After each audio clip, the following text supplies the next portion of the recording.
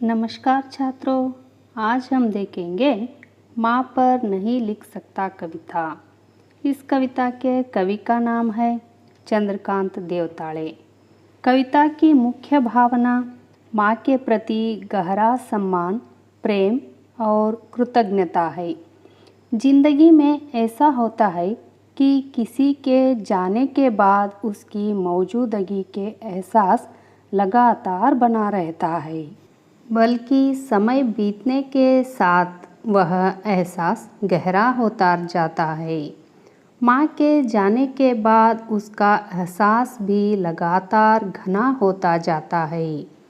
किसी भी बच्चे के लिए उसकी माँ की अनुपस्थिति बहुत पीड़ादायक हो सकती है, क्योंकि माँ का न होना उसके लिए पूरे संसार का न होना है। माँ का होना भरे पूरे संसार का होना है। उसकी अनुपस्थिति में उसका संसार हमें हमेशा घेरे रहता है। उसकी स्मृतियाँ हमें हमेशा किसी मुलायम आंचल की तरह लपेटे रहती है। कई बार उन्हें व्यक्त करना असंभव होता है और यही कारण है कि माँ पर लिखना भी बेहद मुश्किल होता है। अच्छा, अब हम इस कविता के भावार्थ को देखते जाएंगे। माँ के लिए संभव नहीं होगी मुझसे कविता। अमर चिऊंटियों का एक दस्ता मेरे मस्तिष्क में रेंगता रहता है। माँ वहाँ हर रोज़ चुटकी 2 चुटकी आटा डाल देती है।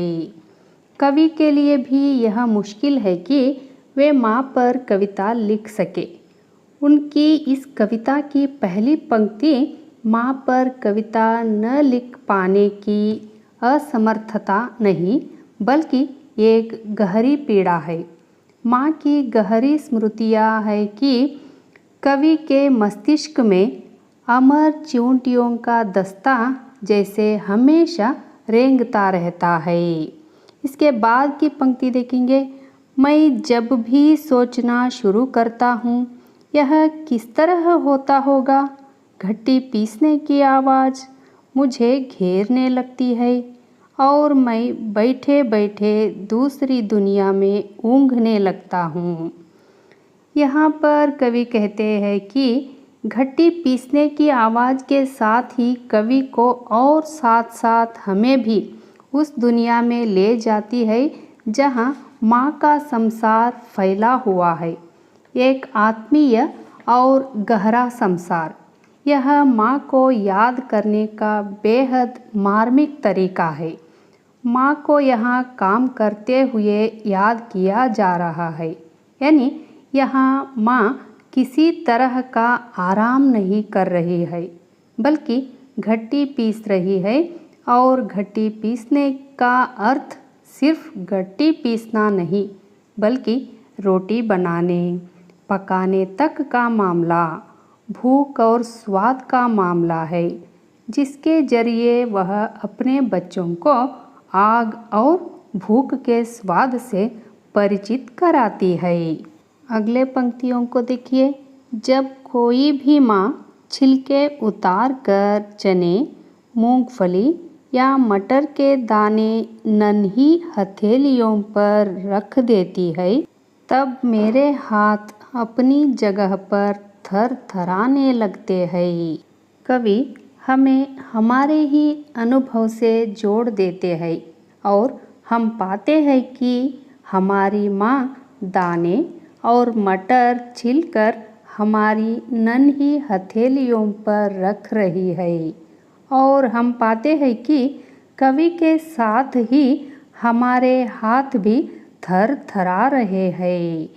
कितनी खूबी से यह कविता अपने निजी अनुभव का अतिक्रमण कर सबके अनुभव का हिस्सा बन जाती है।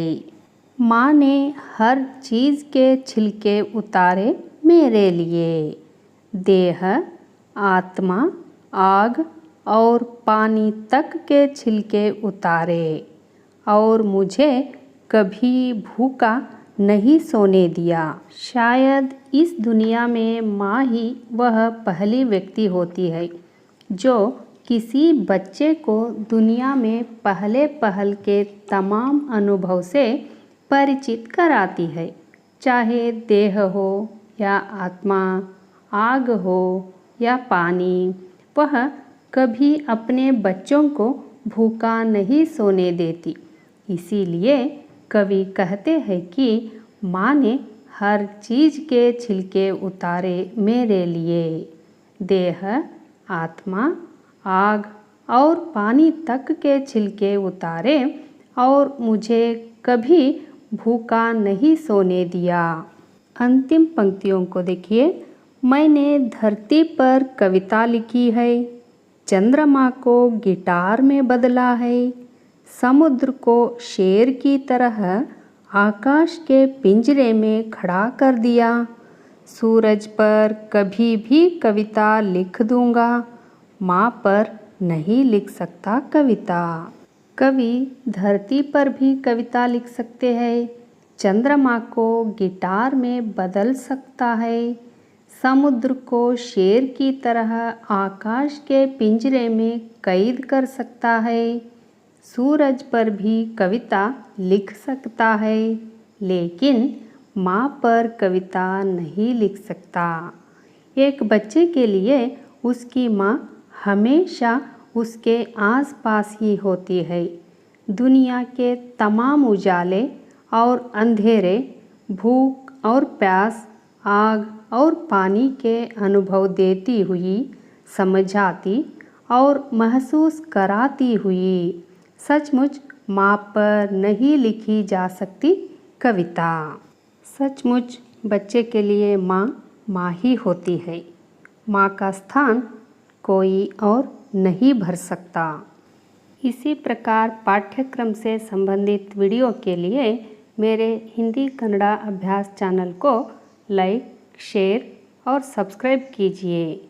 धन्यवाद।